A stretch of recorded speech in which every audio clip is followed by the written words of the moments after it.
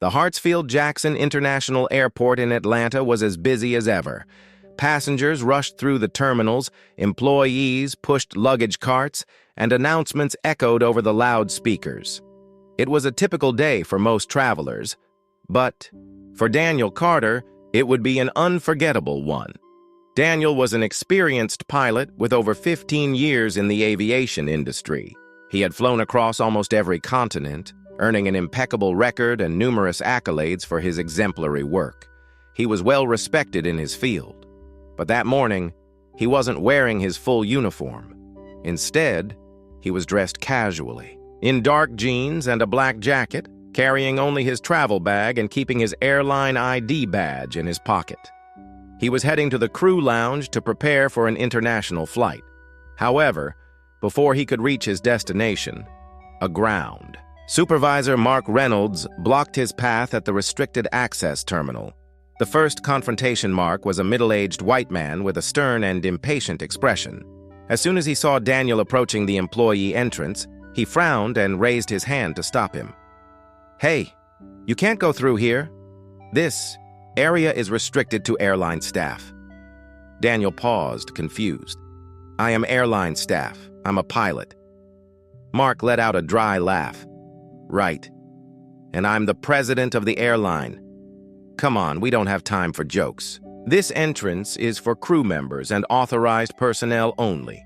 Daniel remained calm and tried to explain. "I am crew. My flight departs in a few hours and I need to access the pilot's lounge. Here's my ID." He held out his company badge. But Mark didn't even bother to look at it.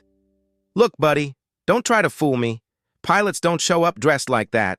Where's your uniform?" Daniel took a deep breath. This wasn't a genuine question.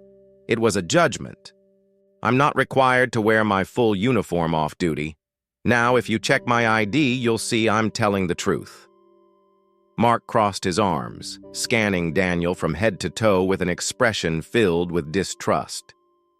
"I've seen people like you trying to sneak into places they don't belong. You could have easily found that badge somewhere. I'm calling security." The public humiliation nearby passengers started to notice the tension. Some stopped to watch, whispering among themselves. Daniel could feel their eyes on him. Some curious, others judgmental. Within minutes, 2 security officers arrived, summoned by Mark. One of them, a tall, light-skinned man, stepped forward.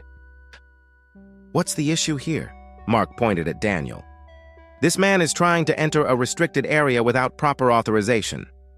Daniel extended his ID badge to the security officers. "I'm a pilot for this airline. My name is Daniel Carter. If you simply check my ID in the system, everything will be cleared up." The officers took the badge and examined it. Unlike Mark, they decided to verify it. Within seconds, one of them looked up, frowning. "Mr. Reynolds, he is in fact one of our pilots." Mark's face turned pale. "What? That can't be. He doesn't look like—" He stopped mid-sentence, realizing too late what he was about to say. But Daniel already knew how that sentence would end. "He doesn't look like a pilot." A heavy silence filled the air. Mark glanced around, noticing that several passengers were now filming the scene on their phones. Daniel took back his ID and slipped it into his pocket. "I hope you learned a lesson today, but this isn't over." Without another word, he turned and walked toward the pilot's lounge, leaving Mark visibly shaken. The turning point. During the flight, Daniel tried to focus on his job, but the humiliation still burned in his mind. It wasn't the first time. He had faced discrimination in the workplace, but this had crossed a line. Upon landing, he filed a formal complaint with the airline's corporate office, detailing Mark Reynolds' discriminatory behavior.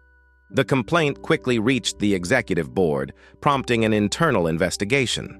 Within days, Mark was called into a meeting with the airline's leadership. The moment of reckoning. The following week, Mark Reynolds was summoned to an important meeting at the airline's headquarters. He entered the conference room expecting to see his boss. But to his shock, Daniel Carter was seated at the leadership table. "You?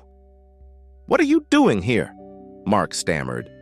The airline director, an older man with a serious expression, interjected. Captain Carter is here because he's not just one of our most experienced pilots. He was recently promoted to Vice President of Flight Operations. Mark felt his stomach drop. Wait, he's your boss? The director nodded. And now, he has a say in all decisions regarding training and professional conduct within the airport. Daniel leaned forward, clasping his hands on the table. You judged me based on my appearance and tried to prevent me from doing my job. I'm not here to humiliate you. I'm here to make sure this culture ends for good at this company. Mark lowered his head. For the first time, he had nothing to say. The consequences and the change. After a brief deliberation, the airline decided that Mark would be terminated. But that wasn't all. Daniel used his new position to implement mandatory diversity and inclusion training for all airline employees. The incident went viral on social media, and the company was widely praised for taking firm action against discrimination. Passengers and employees of color finally felt that real change was happening. Conclusion: the power of resilience weeks.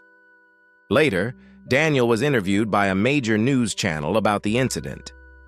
What would you say to those who go through similar situations? The journalist asked. Daniel smiled, but his gaze was firm. Never let someone else's ignorance define who you are. Prejudice may try to block our path, but we decide how to respond. And sometimes, the best response isn't anger, it's change. He knew his fight wasn't over. But on that day, he had proven that no one could determine his worth based on the color of his skin. And above all, he had shown the world that respect is the only route that leads to true greatness.